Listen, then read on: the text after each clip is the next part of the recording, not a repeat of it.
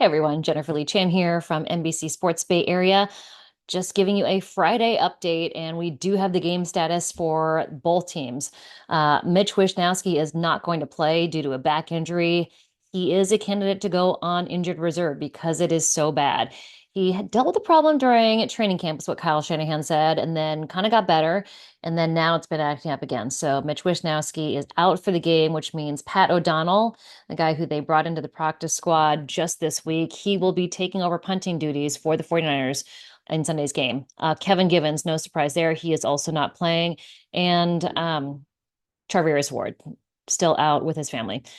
Kevin Givens, I'm surprised they didn't put him on injured reserve. Maybe they thought he was going to be able to come back at some point. But so three guys not playing on Sunday for sure. Darrell Luter, doubtful. He came up with an injury during practice yesterday. I believe it was his pelvis. So I think he probably banged into somebody during practice on Thursday. He is doubtful to play. So the big ones, though, George Kittle, Nick Bosa, Trent Williams, Yetur Gross Matos, John Feliciano, and Aaron Banks, all questionable. George Kittle, I think he'll play. He was at practice Thursday, Friday. So I think that he will play. Nick Bosa rested all week. He was out on the practice field on Friday. I was not there, but I did hear that he was out there. I think, resting this week is good for him. Again, I think he'll most likely play. Trent Williams was planning on practicing today, Friday, but didn't end up making it out there. So he's going to be a game time decision. So while I do think he's going to play, there is a question because his ankle didn't allow him to go out and practice Friday.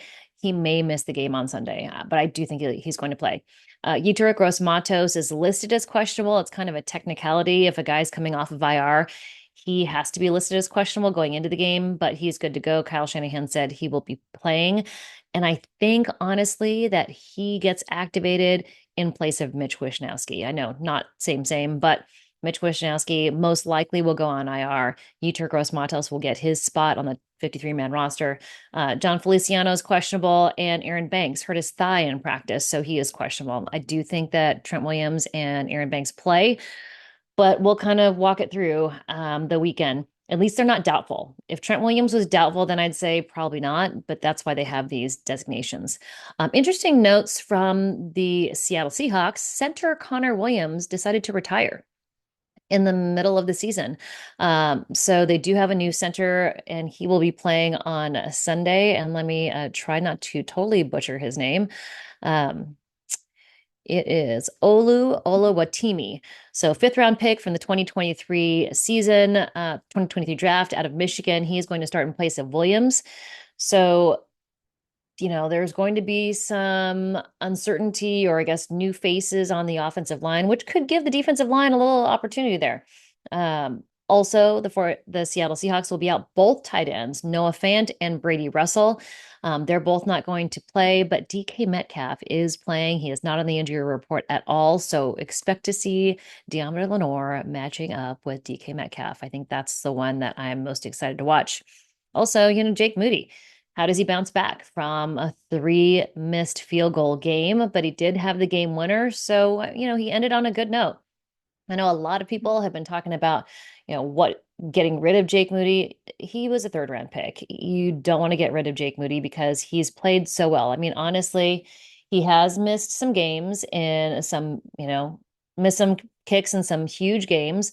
But overall, I mean, for this season, he has made 23 field goals. He's missed 4 this year, 4 total. So, I mean, he's made 23 in 2 years, missed 4. It's not bad. I mean, really, if you think about it, it's 82% success rate. In 2023, he was 61 of 60 for extra points. This year, he has made all of his extra points.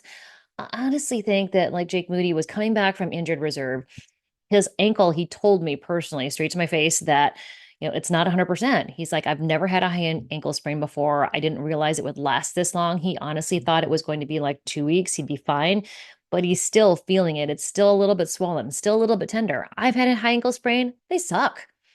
You think it's going to get better? You're like, oh, it'll be fine. It's not. It takes forever. So I do think that Jake Moody will get better. And another person who I think is going to get better over time is Ricky Pearsall. I think this is going to be another great game for him, a new opportunity for him to kind of get out on the field more, make more plays, just because he's more familiar with Brock Purdy and the route tree and like how he feels against different coverages. I just think he's going to continue to get better. We saw a really great game from him last week, but I think he's only going to be more productive and better for the team. I think the same goes for Christian McCaffrey. I did have a nice conversation with Christian about how his vision feels just as good as it was, maybe even better than the last time he played. And part of it is playing a little bit more free, not playing, thinking about what happened on the last play. It's kind of one of those things. He said for running backs, they really have to have a short memory because the way the defensive line schemes up against you is different every play. So if you think they're going to come one way after they did it the last play, they're probably not going to the next play. So he's been playing a little bit freer. He says he wishes, there were some that he missed, some runs that he missed in that last game against Tampa Bay. So he is excited to get back out there on Sunday versus Seattle Seahawks. And, Brock Purdy, I think just gets better and better with time. And I did talk to Christian McCaffrey about the pass from Brock Purdy down the sidelines. That was just the perfect pass. And Christian McCaffrey was so complimentary, saying that it's like artwork. It's like art. Same thing with him running. It's like art. And, the way he is able to use those choice routes, he kind of explained it to me a little bit. So if a guy is lined up on the inside of him, he'll break outside. It also depends on if there's two safeties, two high safeties, or one. So all these different things that he has to compute every time he takes the ball in his hands, it's pretty impressive. And then Brock Purdy, how much he has to decipher before he lets the ball go, timing wise, guys coming at him, so he has to get rid of it faster. I thought it was interesting. Christian McCaffrey also said it's really hard for, all these other people outside the building to make judgments on plays that don't work because they don't know what everybody's assignment is. So when you watch film or watch a game as a fan, like we do, it's, to say, oh, that guy missed this block. Well, it could have been somebody completely different. It could have been a different path that he was supposed to run. It could have been something else. There's, so many different factors when 22 guys are on the field affecting the play. So really interesting stuff. But we'll have more from you for you tomorrow. But Mitch Wishnowsky, Kevin Givens, Charvarius Ward out. Darrell Luter, doubtful. For Seattle, Connor Williams, retired. Don't say that very often.